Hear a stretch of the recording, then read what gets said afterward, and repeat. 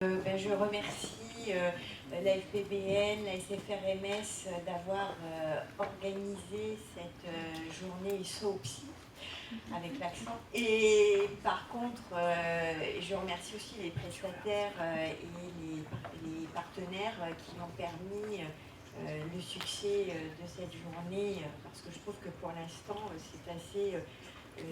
moi j'ai beaucoup aimé tout ce que j'ai entendu jusqu'à présent. J'espère que c'est le cas aussi pour vous. Et je suis très impressionnée par le nombre de participants aujourd'hui. Donc,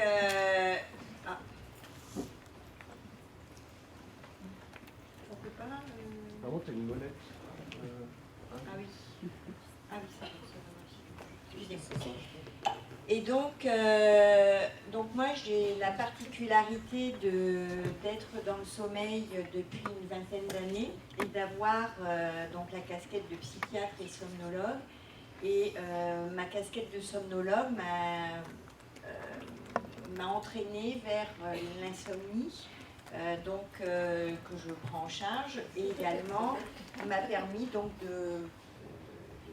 d'avoir une unité de sommeil en psychiatrie, ce qui a été un challenge particulièrement intéressant. Donc je remercie le comité d'organisation qui m'a demandé de parler des apnées du sommeil et des troubles du stress post-traumatique. Donc ce sont mes liens d'intérêt, et là mes liens d'intérêt avec cette communication sont principalement avec les prestataires de pression positive continue, donc les machines que l'on utilise dans le cadre du traitement du syndrome d'apnée du sommeil, en sachant que les prestataires dont par exemple France Oxygène ou SOS Oxygène sont absolument précieux, car ils participent en fait aux soins avec nous et ont adapté leur méthode de travail à la population des patients psychiatriques qui sont suivis par notre unité. Alors, comment cette histoire a commencé? Ça a commencé en 2016, septembre 2016, où grâce au professeur Veva, qui est mon chef de service, et grâce au professeur Thomas, qui est mon chef de pôle, une unité de sommeil en psychiatrie a vu le jour, avec 2 lits d'enregistrement tout au fond du couloir, à l'abri des bruits de l'hôpital psychiatrique, dans le service d'HPDD, et 2 lits avec un appareil particulier qui est un appareil mobile, puisque les patients ne sont pas attachés au mur comme dans la plupart des unités de sommeil conventionnelles, mais par contre sont assez libres de leur mouvement, puisque assez, c'est quand même relatif, et parce que on a un système de transmission Bluetooth des données, et le système est plutôt ergonomique. À partir de là, donc il y avait une phase diagnostique. Par contre, nous sommes tout de suite axés vers la prise en charge en soins dans l'unité, parce que un des fondements de la construction de cette unité de sommeil au sein de la psychiatrie était que la plupart de nos patients, premièrement, n'avaient pas accès aux soins dans des services et des unités de sommeil conventionnelles, dans le Nord-Pas-de-Calais, ou quand ils avaient accès aux polysomnographies diagnostiques, la prise en charge était tellement complexe que très très vite, on incriminait juste les psychotropes ou juste la pathologie psy, et globalement, on laissait les patients avec leur pathologie de sommeil sans les traiter. Et donc, c'est fort de ce constat que nous avons mis en place une offre de soins immédiate grâce à mes infirmières et infirmiers, il y a un homme dans l'équipe, qui en fait ont tout de suite mis en place un programme d'éducation thérapeutique. Donc là, c'est leur premier poster, elles ont fait plein de petites choses sympathiques. Et le logo de notre unité se dessine et va être bientôt une petite pile, comme une pile d'énergie. Et ça, c'est elles qui l'ont choisi. Donc à chaque fois que je ferai référence à l'unité, vous verrez la petite pile apparaître. Et donc ça, c'est notre premier patient. Alors le cache a disparu, excusez-moi, mais c'était très volontaire de sa part. C'est le premier patient enregistré dans notre unité. Cette unité de sommeil a une particularité, c'est qu'elle est en proximité de la psychiatrie, elle est à proximité également de la consultation du trouble stress post-traumatique, en sachant que, en effet, cette consultation va connaître un essor avec les modifications au niveau national actuel de la prise en charge du TSPT. Et l'histoire a commencé également avec Marine Lardinois, que j'associe parfaitement et de façon amicale à ce topo. Marine, en fait, était en train de passer son DIU de sommeil en même temps que d'être psychiatre spécialisé dans le stress post-traumatique et donc consultant dans l'unité stress post-traumatique de Fontan. Et donc, progressivement, nous avons reçu des patients. Donc, en tout, on en a eu 25, de 2016 à maintenant, suivis pour un TSPT et adressés par des psychiatres et adressés pour un problème de trouble du sommeil dans l'unité. Donc, ces patients répondaient parfaitement aux critères diagnostiques de stress post-traumatique. Et ce qui était assez intéressant, c'est que dans les critères, depuis le début de leur pathologie, on retrouvait donc les cauchemars traumatiques et le syndrome d'altération de l'éveil, ce qui fait que les psychiatres qui gèrent les troubles de type syndrome post-traumatique sont confrontés à des plaintes de sommeil de facto. Pourquoi venaient-ils dans l'unité? En général, c'était pour des bilans de parasomnie. Pour 18 d'entre eux, notamment des mouvements pendant le sommeil, des rêves vécus. Et vous savez que les troubles du comportement pendant le sommeil, en général, on les enregistre et chez l'adulte. Et là, donc, 18 d'entre eux en présentaient et c'est Marine qui les a adressés.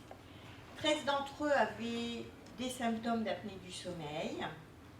4 des hypnotiques et avec une vraie dépendance, 18 une insomnie résistante et 10 une hypersomnolence. C'était les motifs d'hospitalisation. Parfois, certains patients présentaient 2 voire 3 motifs de sollicitation de l'unité de sommeil. Bien entendu, ces patients n'avaient pas forcément uniquement un trouble de type TSPT, puisqu'on retrouvait des comorbidités psychiatriques, alors assez classiques, comme des troubles anxieux, des troubles du comportement alimentaire, des addictions, troubles de personnalité, troubles psychotiques, troubles de l'humeur ou des syndromes dépressifs résistants. Et donc, ça, c'est toute la population vue au niveau chronologique, 2016 jusqu'en 2018. Et donc, certains patients montraient soit les signes de TSPT prédominants, donc c'est dans cette colonne-ci, et ces patients, en fait, lorsqu'ils arrivent chez moi, se plaignent en fait de signes résiduels, comme des cauchemars, qui n'avaient plus forcément de lien avec le stress post-traumatique initial, et avaient des troubles du sommeil résistants.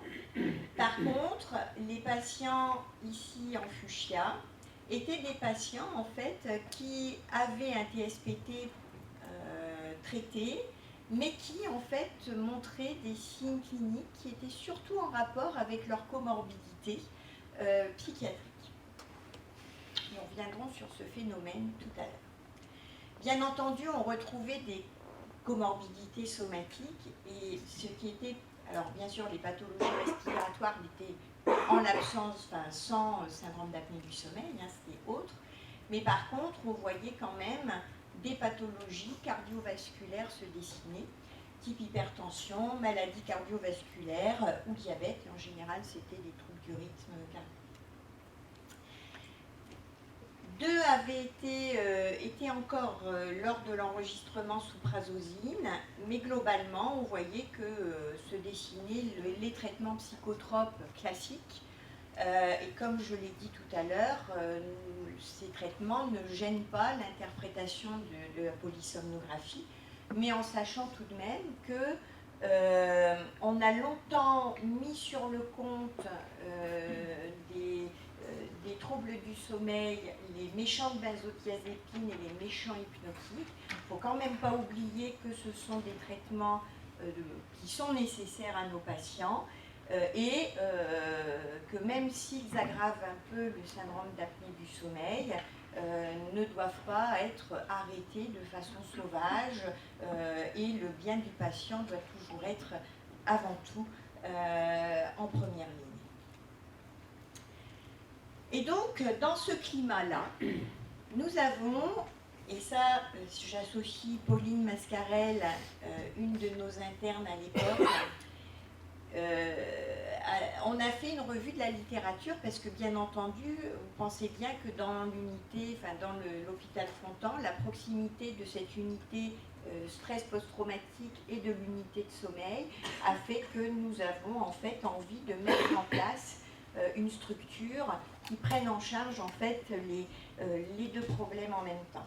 Et donc Pauline a fait une revue de la littérature et de l'existant, et globalement, c'est déjà pas mal, hein, 79 articles étaient réellement éligibles pour comparer, enfin pour connaître un peu mieux ce lien entre TSPT et sommeil.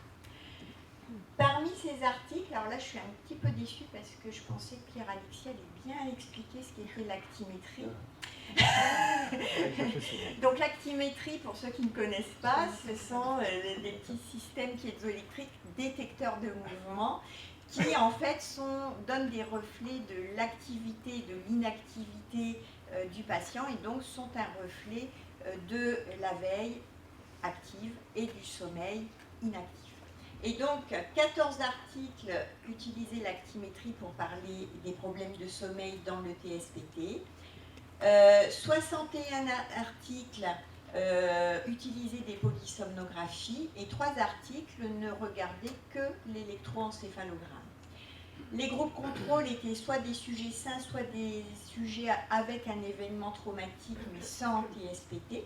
Par contre, il y avait quand même pas mal d'études qui excluaient les troubles du sommeil organiques. Donc, et les comorbidités psychiatriques dites actives. Or ça, c'est pas forcément la vraie vie. D'autre part, la remarque dans la littérature qui s'impose, c'est que la plupart du temps, on a affaire quand même à des vétérans.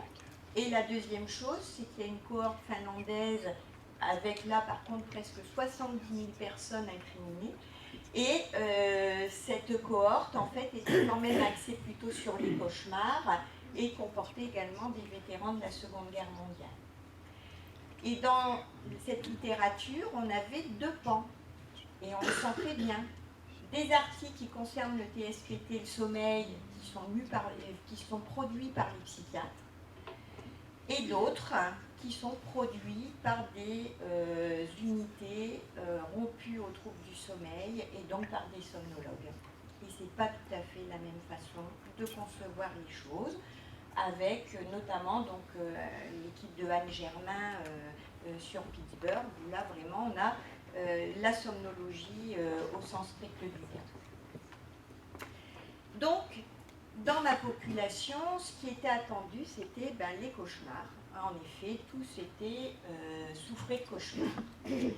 Donc les cauchemars dans la littérature, lorsqu'ils sont associés aux troubles du stress post-traumatique, sont fréquents, répétitifs, accompagnés de mouvements, donc les répliques éventuelles de mouvements réels, les manifestations neurovégétatives. Parfois, ils sont plus agressifs et hostiles, et ceci est en parallèle avec la sévérité du tableau clinique. D'autre part, 50% des cauchemars sont directement liés à l'événement traumatique, mais 50% ne le sont pas. Enfin, sur des cauchemars qui ont été signalés avec éveil, certains surviennent en sommeil paradoxal, d'autres pendant le sommeil profond, et on voit qu'il y a toujours en lien ou non avec des traumatismes. Et ça, ce sont des choses qui sont connues de longue date, puisque à partir de 1995, on commence à parler de cette particularité. Et le rappel des rêves est négativement corrélé en fait aux reviviscences et évitements. Et donc, les cauchemars traumatiques peuvent être inclus dans les cauchemars que l'on dit idiopathiques, c'est-à-dire des cauchemars qui classiquement touchent 99,9% de la population selon Agnès Brion. Et donc, ces cauchemars, c'est la fin de nuit, c'est le sommeil paradoxal, ce sont des rêves élaborés de longue durée, réalistes, complexes, avec un vécu angoissant, des thèmes de mort, etc. Ce qui est très intéressant, c'est que dans le TSPT, et c'était le cas de la population qui m'était adressée, on avait également des cauchemars de début de nuit. Ces cauchemars pouvaient toucher les stades 2, 3 de sommeil. Donc le stade 2, c'est le sommeil lent léger de stade 2. Le stade 3, c'est le sommeil lent profond, pardon, le sommeil lent profond. Et le sommeil paradoxal de début de nuit. Ça, c'est vraiment très particulier. Et les rêves étaient répétitifs, avec parfois aussi des terreurs, mais sans contenu. Et il y avait une diminution des rappels des rêves lors du sommeil paradoxal.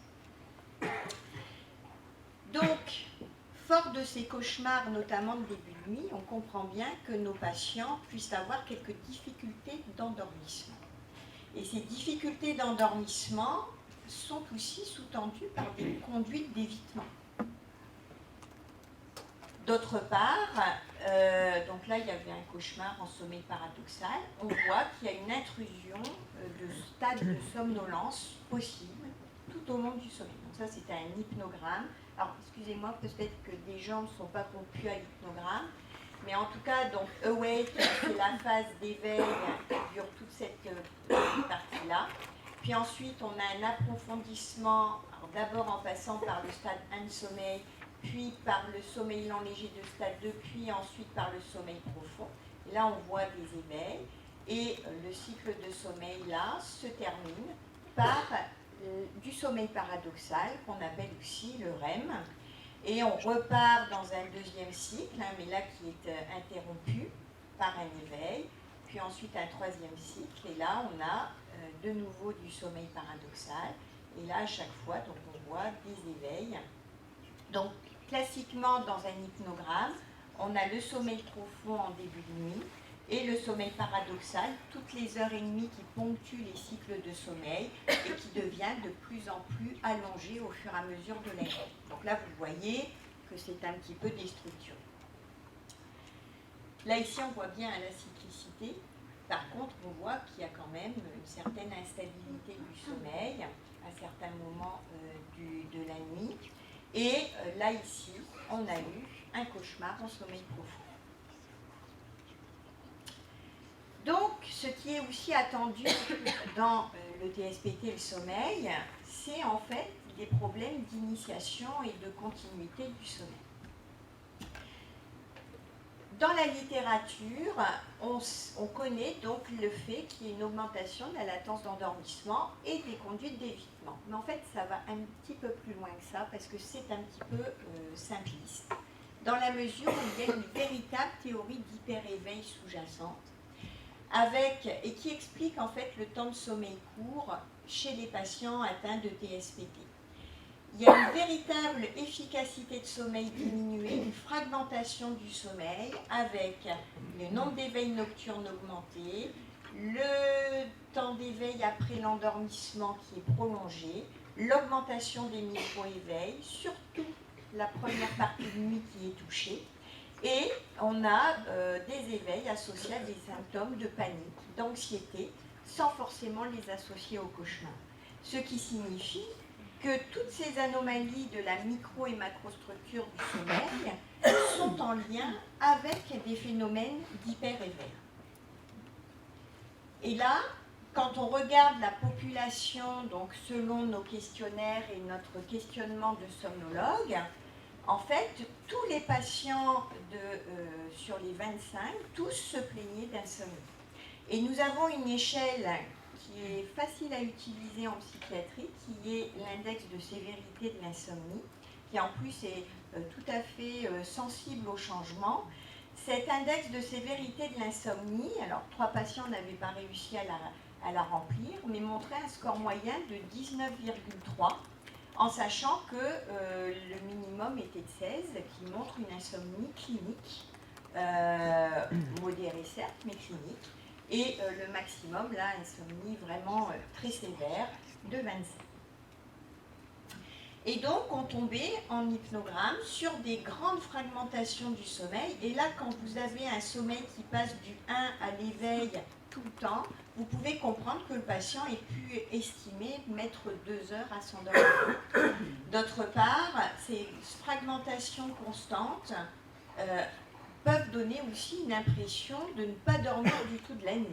Donc, plus les cauchemars et les productions oniriques, vous voyez quel enfer ils vivent. Et là, moi, ça m'a fait penser à ce qui se passe dans l'insomnie. Parce que quand même, dans l'insomnie, on a donc le modèle de Spielmann qui montre que tout le monde ne devient pas insomniaque. Et l'insomniaque, en fait, est caractérisé par des facteurs prédisposants que sont d'être une femme, l'âge, des traits de personnalité, tendance anxieuse, l'histoire personnelle, l'histoire familiale, l'éducation et bien entendu les vulnérabilités génétiques. Ça ressemble assez furieusement aux facteurs de risque du TSPT. Et en plus, l'insomnie précédant un traumatisme est un facteur de risque de TSPT. L'insomnie chronique, en fait, les théories récentes de l'insomnie chronique suspectent en fait l'apparition de traumatismes précoces dans l'insomnie, voire dans la période anténatale, et qui, en fait, ça repose sur des modèles de régulation de différents systèmes impliqués dans les troubles de l'humeur, avec une hyperactivation du stress, du système sympathique dont on vous a parlé tout à l'heure, qui influe en fait sur les troubles de plasticité et insomnie ou variation de l'humeur. Et comme par hasard, dans le TSPT, le stress est également touché. Alors, petite différence néanmoins, c'est que l'axe corticotrope est un petit peu différemment sollicité, puisqu'on a un axe qui est hypoactif en apparence, mais hyper réactif. Et d'autre part, le stress post-traumatique touche par exemple également l'AGH, et l'AGH est un facteur de diminution du sommeil profond et d'allègement du sommeil en soi. On sait aussi dans la communauté de ces deux pathologies qu'il y a une activation du système autonome avec une augmentation de la tension artérielle ou de la variabilité artérielle, de la fréquence cardiaque pendant le sommeil, du métabolisme de base et avec un niveau d'éveil croissant. Et dans l'insomnie, il y a un très beau papier d'Anne Germain de 2018 qui montre dans le TSPT qu'il y a un émoussement de l'activité parasympathique pendant certaines phases de sommeil. Et donc, ceci permet au système sympathique d'être particulièrement actif. Et donc, la première hypothèse, c'est que le dysfonctionnement autonomique est lié à la fragmentation du sommeil, mais la deuxième hypothèse, c'est que le dysfonctionnement autonomique soit le reflet d'un état d'hyper-éveil. Et ça a été montré, alors ça depuis un petit peu plus longtemps, sur les analyses spectrales réalisées. Et en gros, les rythmes rapides dans les deux pathologies sont particulièrement augmentés. Le rythme bêta et gamma dans l'insomnie, le rythme bêta dans différentes phases de sommeil, et notamment pendant le sommeil paradoxal, et donc tous ces éléments étant en rapport aussi avec l'hyper-éveil sous-jacent. Sur le plan des IRM fonctionnels, en fait, l'insomnie a été un grand bond en avant, puisque ces 10 dernières années, on s'est aperçu que le cerveau insomniaque était un cerveau pathologique. C'est-à-dire qu'il y a des atteintes de fonctionnement au niveau du cortex préfrontal, mais également au niveau de l'hippocampe, au niveau de l'amygdale et au niveau des structures thalamiques. Et comme par hasard, dans le TSPT, il y a des anomalies du système limbique et paralimbique, et notamment qui touchent le cortex préfrontal, le cortex singulaire antérieur, l'amygdale et l'hippocampe, avec différents tableaux cliniques variables possibles. Et donc, si le modèle d'insomnie est toujours d'actualité, avec des phénomènes prédisposants, mais également, après que l'insomnie se soit déclenchée, des facteurs pérennisants à type de troubles cognitifs et troubles comportementaux associés à l'insomnie, on peut dire que certainement le fait d'avoir ces systèmes-là déjà enclenchés dans le PTSD permettait en fait l'éclosion du PTSD. Depuis peu, on parle dans l'insomnie d'une anomalie de régulation émotionnelle tout au long de la nuit. Et donc les hypothèses récentes sont que l'insomnie est un trouble de la mémoire émotionnelle par réorganisation des circuits de mémoire émotionnelle. Et il y a une très jolie phrase de Wassim qui parle d'un sommeil paradoxal sans repos, avec une fragmentation du sommeil paradoxal, augmentation d'émotions négatives, stress, expériences embarrassantes auxquelles les insomniaques sont plus sensibles. Et donc, dans le TSPT, on retrouve également des anomalies du sommeil paradoxal, c'est-à-dire une densité de mouvement oculaire rapide anormale, une fragmentation du sommeil paradoxal anormale, des durées moyennes de sommeil paradoxal augmentées ou plus faibles, ça dépend un peu des articles. Et surtout, une détemporalité du sommeil paradoxal. En effet, on a démontré que souvent, dans le TSPT, la latence du sommeil paradoxal était raccourcie, comme chez ce patient-là. Mais la question, c'est est-ce que l'anomalie du SP dans le TSPT ne serait pas un sommeil juste déprimé? C'est une question. Et alors là, ce qui était beaucoup moins attendu, ce sont l'apparition de troubles respiratoires nocturnes. Dans la littérature, avant 2010, il y avait entre 0 et 3 articles par an qui traitaient du sujet. En général, les premiers à avoir l'initié, c'est l'équipe de Pittsburgh, donc les somnologues. Et à partir de 2010, la flèche, c'est-à-dire que 114 articles sont sortis.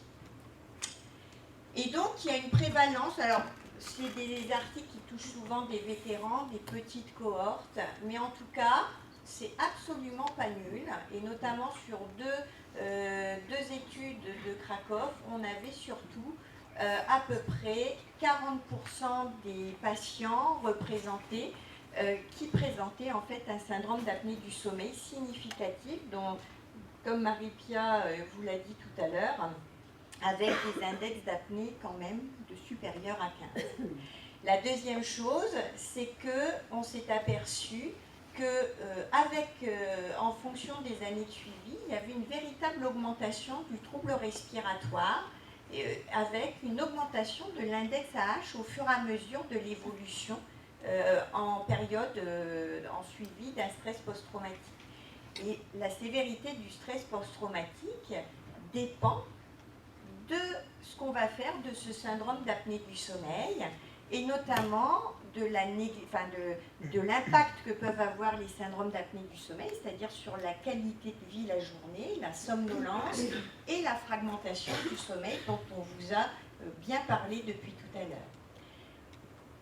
Et donc, à côté de cette plainte d'insomnie, on avait en fait 16 patients qui avaient une plainte d'hypersomnolence, et nous avons une échelle qui s'appelle l'échelle de somnolence diurne d'Epworth, qui en fait montrait une moyenne de 10,2, c'est-à-dire que 12 patients avaient une Epworth pathologique supérieure à 10 de façon stricte, donc qui étaient vraiment somnolents.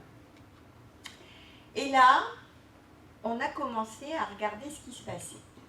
Premièrement, si l'on regarde les moyennes d'index d'apnée du sommeil nuit 1 et nuit 2, on s'aperçoit que les index moyens de cette population étaient élevés, 25,8 et 26,8 en moyenne, en sachant qu'on avait parfois des petites différences d'une nuit à l'autre, il faut juste que je les repère, là, donc entre la nuit 1 et la nuit 2. La deuxième chose, c'est que tous les patients répondaient aux critères actuels de syndrome d'apnée du sommeil. Un tiers d'entre eux avaient quand même un index d'apnée supérieur à 30, c'est les violets. Un tiers d'entre eux avaient des index d'apnée entre 15 et 30, et un tiers d'entre eux étaient entre 5 et 15, c'est-à-dire avaient un syndrome d'apnée du sommeil léger. Après délibération, quand les patients sortaient de l'unité, en fait, j'ai décidé, avec mon équipe, d'appareiller 12 patients. Alors, pour votre gouverne, dans le TSPT, il est décrit dans la littérature que la compliance aux pressions positives continues est diminuée. Pour l'instant, les 12 patients continuent à utiliser leur machine au moins 4 à 5 heures par nuit, ce qui est un score assez satisfaisant. Et alors là, ça a été très drôle, c'est qu'en fait, tous ont vu leur cauchemar disparaître. C'est très intéressant. Aux grandes dames de certains psychologues qui étaient à travailler les cauchemars, ils ont vu le cauchemar disparaître.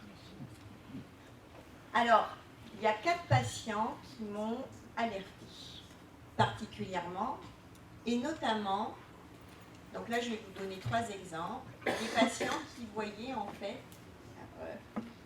c'était des patients qui voyaient pendant le sommeil paradoxal, qui est là, des index d'apnée et hypopnée par heure de sommeil paradoxal qui étaient nettement plus élevés que les syndromes d'apnée du sommeil en sommeil non paradoxal. Et donc, là, quand il y a 0, c'est parce qu'il n'y avait pas du tout de sommeil paradoxal lors de la deuxième ligne. Et donc, si l'on regardait de plus près, on voit bien graphiquement que chaque trait là, ce sont les événements respiratoires. Donc, il y a une majorité d'événements qui surviennent pendant le sommeil paradoxal, avec ici donc la saturation en oxygène nocturne. Et ces petits pâtés, si on veut être un peu trivial, correspondent en fait à des diminutions de la saturation artérielle en oxygène nocturne. Donc ça, c'est un premier patient. Le deuxième patient, où là, c'est un petit peu plus flagrant. À chaque fois qu'il part en sommeil paradoxal, les événements respiratoires sont là. Et là, bon, le sommeil est beaucoup plus fragmenté, donc c'est un peu moins visible, mais on voit qu'il y a une majorité.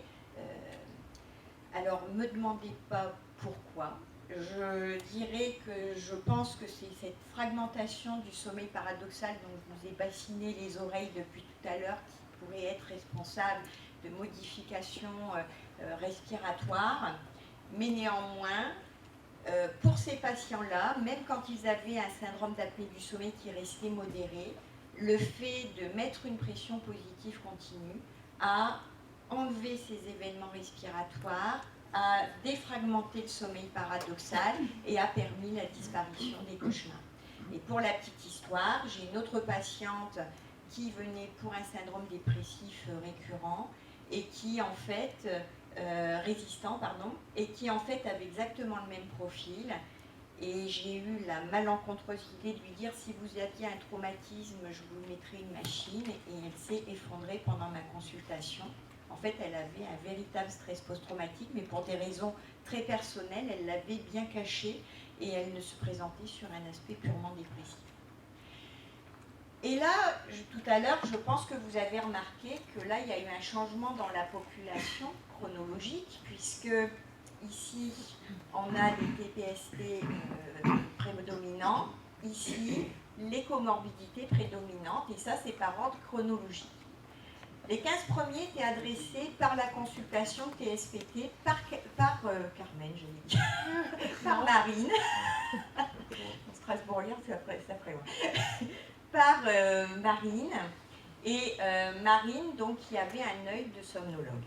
Et puis, les 10 derniers patients, en fait, j'avais commencé à diffuser l'information au sein de la région du Nord-Pas-de-Calais, et donc ça a été adressé par les psychiatres tout venant de la région.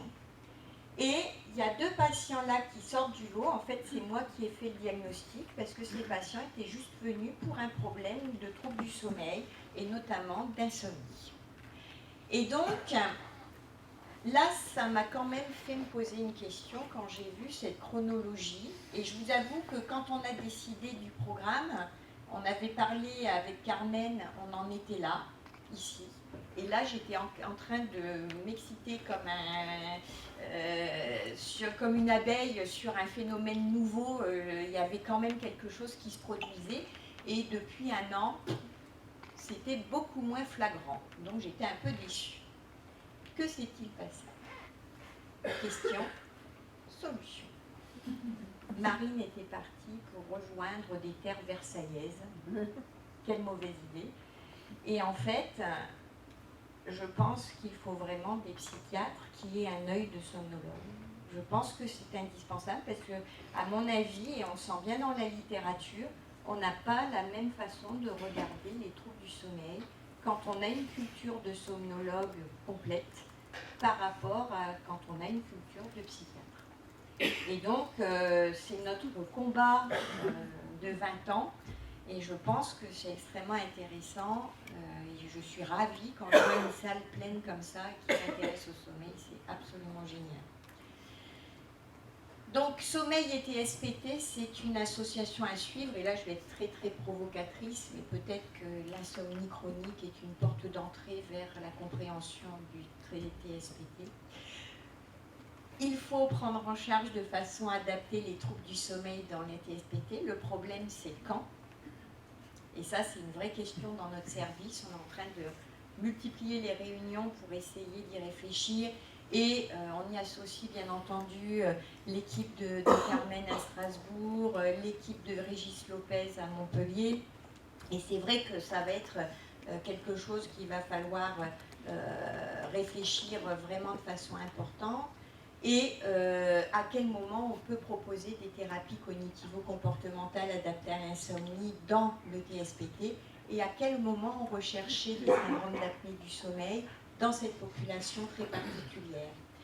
Et donc, je remercie tous mes collaborateurs du Nord-Pas-de-Calais, de la SFRMS et de la Fédération de recherche en santé mentale et surtout l'équipe du TSPT lilloise qui est quand même particulièrement active, donc le professeur Beva et le professeur Thomas. Je vous remercie.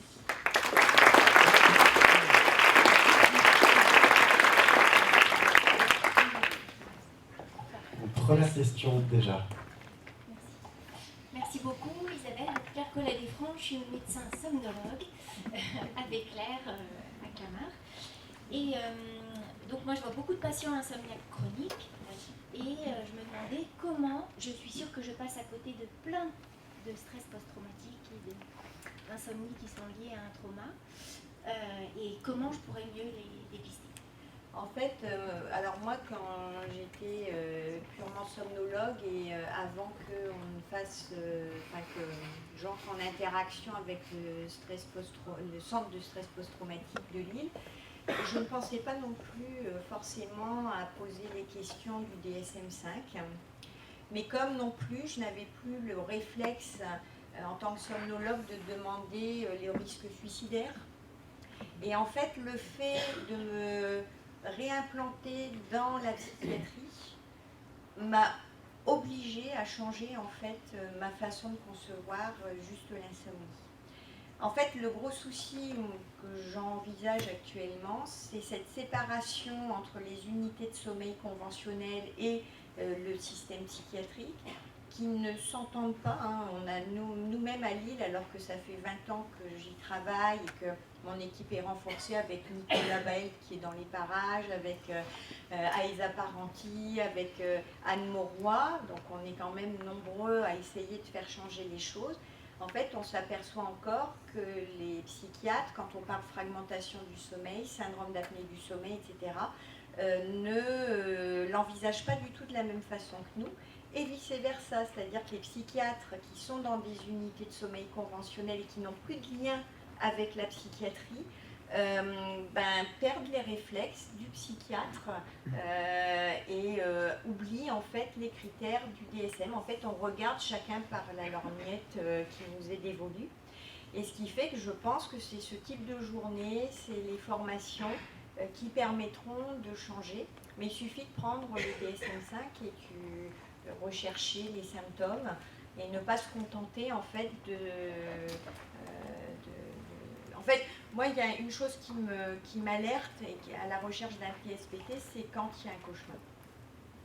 Je pense que c'est le symptôme, le patient dit cauchemar, là je fonce vers les critères du DSM-5. Je vais juste c'est exactement ce que pour renforcer, parce que vraiment, la question, la réponse pratico-pratique pour les non-psychiatres, effectivement, qui ne se plongeront pas forcément dans le DSM, c'est d'aller rechercher les cauchemars. Parce que, d'abord, les patients ne parlent pas des cauchemars si on ne les interroge pas. Oui. Ça, j'en ai une expérience vraiment quasi quotidienne. Donc, aller rechercher les cauchemars, il faut savoir qu'effectivement, les cauchemars qui restent, une fois que le stress post-traumatique est guéri, va mieux, c'est des cauchemars qui ressemblent furieusement, effectivement, à la maladie des cauchemars idiopathiques, c'est-à-dire à savoir, justement, des cauchemars qui n'ont pas forcément de contenu faisant référence à la scène du traumatisme. Et donc, la question, c'est, à mon sens, qui s'inclut très bien dans une consultation de médecine générale, c'est dire cauchemar, pas cauchemar. Et si on va les chercher, on en trouve. C'est un point qui est hyper intéressant et que je voulais peut-être... C'est vrai que la culture psychiatrique, c'est les réviviscences qui peuvent être diurnes ou nocturnes, et on s'attend à ce que les cauchemars du coup soient des réviviscences finalement. Ce que tu montrais, ça peut être du coup aussi en début de nuit, pas seulement en fin de nuit. Et donc voilà. Et en fait, les données qui sont un petit peu nouvelles, c'est qu'en fait, des patients avec cauchemars idiopathiques, indifférenciés, classiques, sont surreprésentés par des patients traumatisés en fait. Donc ça, c'est vraiment, c'est un peu la donnée un peu nouvelle sur les données scientifiques actuelles. Et il faut après préciser sur le plan du stress et autres ce qui se passe, mais voilà. J'avais une question. Isabelle, en fait, est-ce que tu as vu une différence chez des patients qui ont un PTSD suite à un trauma de type 1 par rapport à ceux qui ont un trauma de type 2? Alors, trauma type 1, juste pour ceux qui ne savent pas, c'est un grand événement, donc l'éclair dans le ciel bleu, type attentat, etc. Au trauma de type 2, traumatisme parfois de plus bas grade, très chronique, dans l'enfance, abus sexuels, négligence, etc. Ce qui est lié à ça, justement, ça pose la question par rapport à ta question sur l'insomnie, est-ce qu'il n'y a pas tout un spectre, finalement, de traces de stress traumatique de différents degrés, et donc il va du coup parfois peut-être plus s'exprimer sous forme d'une insomnie ou de quelque chose de plus classiquement comme tu l'as vécu. Alors, sur 25 patients, c'est un petit peu difficile d'être général. Par contre, de façon assez intuitive, les patients qui se sont détachés avec juste en sommeil paradoxal, en fait, c'était eux qui avaient un trauma direct, unique, alors ça pouvait être accident de voiture, ça pouvait être, mais en tout cas, unique. Par contre, tous les autres avaient des stress post-traumatiques qui étaient plutôt multiples. Et plus il y avait ces comorbidités, plus en fait on était associé avec des polytraumas. Et je pense qu'en effet, il y aura deux questions à se poser dans l'avenir. C'est le psychotraumatisme simple et le psychotraumatisme complexe par rapport au sommeil. Et ça, je pense que c'est deux populations complètement différentes. Et du coup, justement pour les pédopsychiatres parmi vous, je pense que c'est particulièrement important pour la pédopsychiatrie, dans toutes les symptomatologies de troubles de l'attachement de l'enfant, par exemple, où on voit des enfants qui ont souvent des très importants troubles du sommeil. Donc aussi d'avoir ça en tête, mais ça sera beaucoup plus fréquemment plutôt des traumas de type 2, et donc d'où l'intérêt aussi en population pédiatrique de le préciser. Après, le souci dans la littérature, c'est quand même, la plupart du temps, ce sont des psychotraumas qui sont assez propres. Donc avec les vétérans, ou alors même s'il y a eu plusieurs traumatismes, c'est quand même des populations très particulières. Et je pense que là, il y a un champ d'investigation énorme à venir. Une question au fond. Oui, bonjour, je suis étudiant en DES de psychiatrie. Je pense que ma question est dans le prolongement de celle qui vient d'être posée. Vous avez parlé de la théorie d'hyper-éveil avec des problèmes d'initiation et de continuité de sommeil. Et vous en avez parlé quasiment uniquement dans le cas du PTSD. Je me demandais si ça avait été étudié aussi dans le trouble anxieux généralisé et éventuellement dans les autres pathologies psychiatriques, y compris la dépression. En fait, c'est le signe principe de l'insomnie. Donc, en effet, dans les troubles anxieux, l'hyper-éveil est présent aussi, dans tous les effets du stress. Après, en fait, dans la dépression, c'est un peu plus subtil parce qu'il y a quand même des problèmes de somnolence et d'hypersomnie, notamment avec des potentielles inversions du rythme veille-sommeil qui là complexifient la classification, on va dire. En psychiatrie, on a en général des problèmes d'hyper-éveil associés. Et ça, il y a une littérature assez pléthorique par rapport à ça. Merci beaucoup Isabelle, j'ai juste une question. Au final, par rapport à la prazosine, est-ce qu'il y avait une différence dans son efficacité entre les cauchemars apparaissant au sommeil paradoxal ou ceux qui apparaissaient au sommeil éveillé? Je n'ai pas cette notion. Carmen, toi, Je n'ai pas la notion dans le PTSD, non, mais dans le on a PTSD, parfois des j'ai qualités pas. bien différentes en fonction de dans quelle salle de sommeil Mais non, moi, j'ai pas cette notion. J'ai pas en tête d'études où ça Non. dit ça. En revanche, les recommandations, les guidelines, les recommandations les plus récentes sur la prise en charge des cauchemars, quels qu'ils soient d'ailleurs, maintenant c'est les techniques psychologiques, de répétition d'imagerie mentale. La prazosine a été, je dirais, en quelque sorte rétrogradée dans son niveau de preuve sur les recommandations qui sont sorties en juin dernier. Donc, ça ne veut pas dire qu'il ne faut pas l'utiliser, bien sûr, c'est vraiment. Mais je n'ai pas en tête d'études sur ce. Et il n'y a pas énormément d'études sur l'effet de la prazosine en polysomnographie, par exemple. Oui. C'est en général, c'est des études, je pense qu'il n'y a même peut-être pas d'actimétrie. Donc là, je ne sais pas. C'est aussi un champ à investiguer. Bonjour, je voulais savoir s'il y avait des études sur EMDR et troubles du sommeil, vu qu'il y a des études sur EMDR Alors, et PTSD. j'ai pas du tout parlé. En fait, les patients que j'avais vus avaient été pris en charge soit par EMDR, soit par TCC par rapport à leur psychotrauma.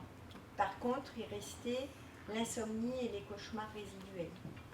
Et donc, dans ces cas-là, ce sont les thérapies cognitivo-comportementales, voire les RIM, donc la répétition par l'imagerie mentale, qui peuvent être proposées en fait. Dans la littérature, on voit ça. Après, le MDR dans l'insomnie, si telle est votre question, n'a jamais fait de preuve d'efficacité. Donc il y a eu des études négatives. Enfin, c'est pas négatif, c'est que c'est. Où il n'y a pas eu d'études. Et c'est pas. Alors en hypnose, il y a eu des études. EMDR en soi, je ne suis pas sûre qu'il y en ait eu.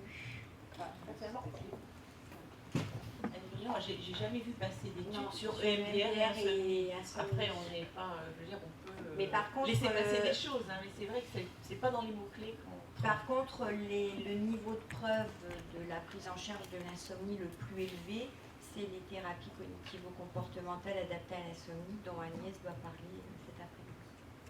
Ce dont on ne parlera pas aujourd'hui, mais c'est vrai que c'est très intéressant, c'est la prise en charge des cauchemars. C'est très fréquent dans nos populations psychiatriques, que ce soit population anxieuse, traumatisée, psychotique ou même trouble d'humeur. Malheureusement, ça touche un peu tout. On ne sait pas faire en pratique. Nous, en psychiatrie, on n'a pas appris à traiter les cauchemars. On ne sait pas bien faire. Tu sais bien faire. Mais pour ça, pour vous dire qu'il y a des ateliers, notamment Agnès propose aussi un atelier au Congrès français de psychiatrie, au Congrès de sommeil. Mais voilà, c'est vraiment tout un champ et c'est important de se former aussi sur cette prise en charge de cauchemars. Voilà. Tu peux me corriger. Non, pas du tout corrigé. Je pense que c'est très intéressant. Comment dire, j'allais dire, c'est simple ici, même on est étonné de la simplicité et de l'efficacité de cette pratique. Mais surtout, prochaine journée Sopsy. Bon, mais je pense que tu passes là-dessus.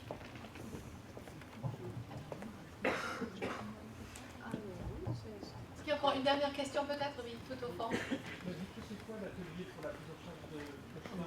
Alors, c'est quoi l'atelier pour la prise en charge des cauchemars? Alors déjà, vous avez entendu, ça sera mis sur le programme de la prochaine journée, sauf si, donc ça on a bien noté. Mais sinon...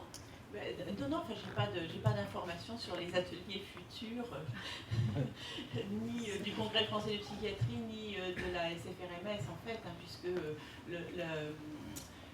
le comité scientifique n'a pas encore acté. Alors après, on peut réfléchir éventuellement pour une intégration, chance on peut d'avoir Elisabeth réfléchir. qui est là, Voilà, qui est c'est ça. français, donc, On va y penser peut-être au prochain CFP alors.